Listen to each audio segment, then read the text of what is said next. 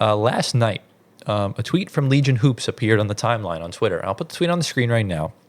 And it says, report, the NBA is targeting the 2027-28 season for when the expansion teams will begin playing games per ESPN. Nice. So not only does this mean that we'll see expansion teams in the next 3 years, but this also means that most likely next season we'll get the announcement of what city will get the first team. Because I don't know how they're going to do this, whether they do one team now, one team a few years later, or they do both at the same time.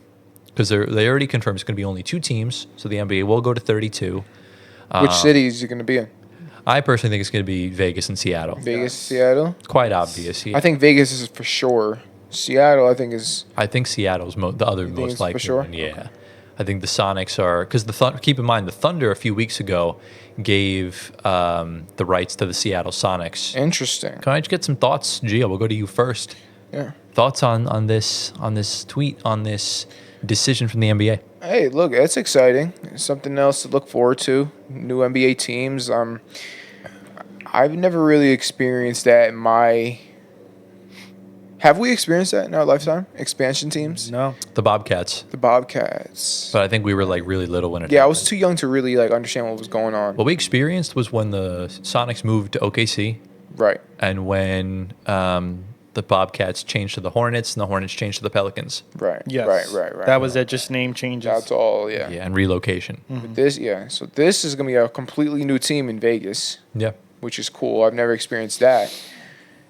And now that I'm actually paying attention to the NBA, I'm actually, going to have an actual reaction to what's going on. Right, Because exactly. when I'm young and I don't know what's going on, like, It's going to be interesting yeah. to see how this comes about. I feel like the NBA has been very complacent the past couple of decades with everything they got going. Yeah. So it's exciting times, though. I'm excited for the drafts when they have the expansion Oh, yeah. drafts. We should do we Yeah. should do an expansion mock draft when we get the teams. Absolutely. Yeah, it's going to be a few years from now. We'll see who's kept, who's not kept. We can what kind of goes like on. guess. It depends because the contract scopes and everything will be a lot different in 2027. Yeah. Yeah, the jerseys, the I logos. think we should do one soon, though. Soon, Just to like guess and just like I would be simulate down. it. I would be so down. Yeah. Yeah, That'll be fun. that's always fun. Because basically, for those that don't know how expansion drafts work, essentially, you're given a specific amount of protections that you can give to players. Now, let's take the Nuggets, for example, right? The whole starting five will be kept protected. You get like maybe 3 or 4 bench players that are protected. So let's say you don't protect DeAndre Jordan. You don't protect Vlatko Chanchar, right? So as long as like outside of your key guys, the ones that are on your roster that you aren't going to trade, but you're not fussed with them leaving, that's kind of what it is. So like the Knicks probably wouldn't protect Jericho Sims, or they probably wouldn't protect one of their like second round picks. Are or they something protecting like that. McBride?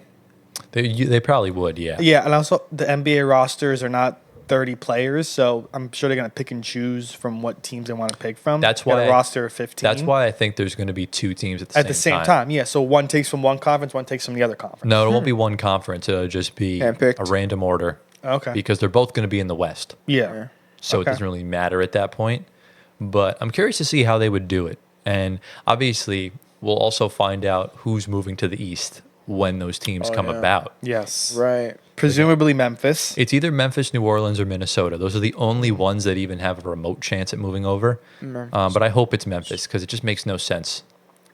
It still kind of Yeah. befuddles me. I think Minnesota should stay in the West for sure. Yes. Mm-hmm. Between those two. Because there's no one Memphis else there's no one else in the Northwest area. I mean, Yeah. they're all 3 great teams that are going to be making the East a little stronger. If I want the East to be not as, I mean, Minnesota's going to be the best team probably out of those 3, but not to mention that Memphis is going to go up this year, and New Orleans is going to go up as well. Yeah, but all that can change in like 2-3 3 years. years. So Yeah. Yeah, we'll see. who's Keep to in mind, judge? the Nets were contenders 3 years ago. Right. So So changes really, like that. literally, change can happen Yeah. in an absolute instant Yeah. regarding that. What are you most looking forward to, and what are you least looking forward to about NBA expansion? I'll go to you first, Antoine. Ooh. I think most is the roster construction because I love roster construction and how their draft picks are going to work. Yeah. Who's going to be the coaches taking over, who the GMs are going to be, the owners. I think all of that from the top to the bottom is very fascinating. I don't think least I think the least exciting thing I'd be looking forward to is probably one of the Knicks' good players being taken that's not protected. Because it seems like a Knicks thing to do is to not keep someone and then they're going to go to the expansion team and just ball out there. Well, But it depends where the Knicks are in those 3 years from now. Right. Who's going to be there, who's not going to be there. exactly. I think in general, any good player that doesn't get protected is one you don't want to pay. Yeah. So I'm curious to see how those contracts would work. For me, I think I'm definitely most looking forward to seeing the new branding, Yeah, I was going to say that Yes. too. seeing the new arenas, The jerseys, and everything like that. all that, Seeing yeah. the return of the Sonics, presumably, is what Yeah. we're all looking forward to. And Yeah. we'll see. We don't know exactly what route the Vegas team will take. Will they go down the casino route? Will they go down the alien route? Will they go down No, please don't do that. like a night themed route, like a Nighthawk or something like that? I know that's been a name floated around for a while. if they go down the alien route, how what's his name? Lance. Lance. If they go down Lance's route, Yeah. I'll be actually sick. There's gonna be 4 teams in Vegas by the time that happens. So you'll have you're gonna have 5. You'll have the Aces. You'll have whatever the NBA team is. You'll have the A's. You'll have the Raiders, and you have the Golden Knights. So you have the whole 4 teams there finally in Yep. Vegas. And just wait, I guarantee you that Chargers. there will be an NFL team. There'll be an MLS team in Yeah. Vegas at some point, Yeah. sooner or later. They already have 2 But- of their 4 teams. Exactly. But there's really no home field advantage if you think about it. For what? For teams that play in Vegas right now, there's Yeah. absolutely no home field advantage. Right. Like it's crazy Why? What do you mean? because teams in, grow up in Vegas. Like for example, the Raiders, they grew up in LA or they grew up in Oakland. Oakland. So that's where their fans are based. Oh, at. yes, Yeah. correct. Their fans are not based in Vegas. So Correct. any team's fans can just be in Vegas and be rooting for Yeah. You know what I'm saying? But- so there's no Yes. advantage. But people of Vegas se. adopt the team, though. Exactly. Well, yeah, but you get some of that. That's but, true. But He's like, saying for the example, passion of yeah, the there's teams no- before. Right. That's a is there's none of it. That's a relocated team, though. Yeah. We're Yeah. talk- like, if Maybe you it'll talk- take some time. If you talk like the Aces already have a strong fan base, the Golden Knights have a very strong fan base. Where are they? Vegas. In Vegas? And they won the Stanley Cup in their inaugural season. both of them have already. Oh, that's 'cause both of them have, they're no, good they didn't teams. win in their inaugural season. They lost to the Capitals. Oh, okay. But the Aces and Golden Knights won championships in the past 2 years. So definitely a very rising sports city. I also say that though because if you watch football, watch the Raiders games, anytime they're a home team, you got tons of fans. Yeah. Like for example, the Steelers.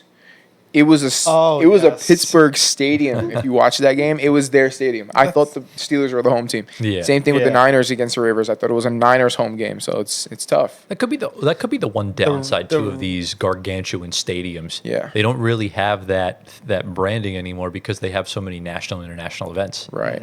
So if you look at if you take Allegiant Stadium for example, and you compare it to Lambeau.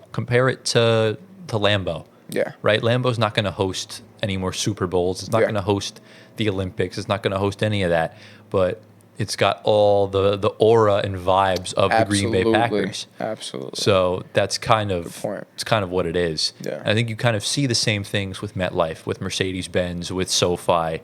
They're too corporate. And that's the one. Yeah. That's what I really hope the NBA doesn't go down when it comes to the branding of these teams, because that would be really sad if it does. Which you probably will.